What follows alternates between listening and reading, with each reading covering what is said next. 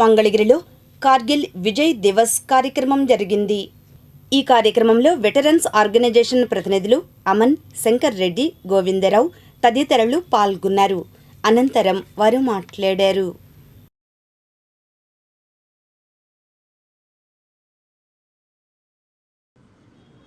గర్వంగా 27వ కార్గిల్ విజయ్ దివస్ మహోత్సవాలు జరుపుకుంటుంది. అందుకు కారణం మన సైనికుల వీరత్వం. 1999లో పాకిస్తానీ సైన్యం మన దేశంలోకి చొరబడి మన భూభాగాలను ఆక్రమించుకొని స్థావరాలు ఏర్పరచుకున్నప్పుడు మన సైనికులు వీరోచితంగా పోరాడి వారిని తరిమి కొట్టడం, వారిని అంతం చేయడం జరిగింది.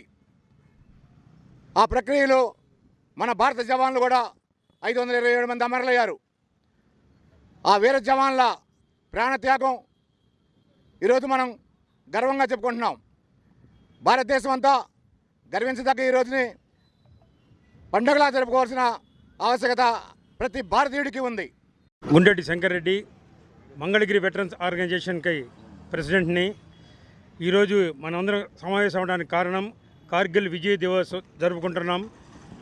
27 సంవత్సరాల క్రితం కార్గిల్ యుద్ధం జరిగింది భారతదేశంలో, జమ్మూ కాశ్మీర్లో. అందరికీ తెలిసిన విషయమే. ఎంతోమంది వీరులు, మన జవాన్లు వీరోచితంగా పోరాడి పాకిస్తాన్తో మనం విజయం సాధించాం. ఆ సందర్భంగా మనము ఈరోజు కార్గిల్ విజయ్ దివస్ ప్రోగ్రాం చేస్తున్నామండి. చాలా సంతోషం, దేశానికి గర్వకారణం. జై హింద్. అమర్ జవాన్లందరికీ స్మరించుకుంటూ ఈరోజు వారి సేవల్ని గుర్తించుకుంటూ మనం వారిని స్మరించుకుంటున్నాం. జై హింద్, జై కిసాన్. ఈరోజు మనం 27వ కార్గిల్ అమరవీరుల విజయ్ దివస్ని జరుపుకోవడం ఎంతో గర్వకారణం. 1999లో జరిగిన ఈ కార్గిల్ యుద్ధంలో మన సైనికులు ఎందరో మంది అమరవీరులు అయ్యారు. వారి యొక్క త్యాగం ఈ రోజుకి వృధా కాలేదని వారిని మనం స్మరించుకుంటూ వారికి మన యొక్క కృతజ్ఞతలు తెలియజేయడానికి ఏర్పాటు చేయబడిన ఈ కార్గిల్ దివస్ను బట్టి మనం ఎంతో గౌరవిస్తున్నాం, గర్వపడుతున్నాం.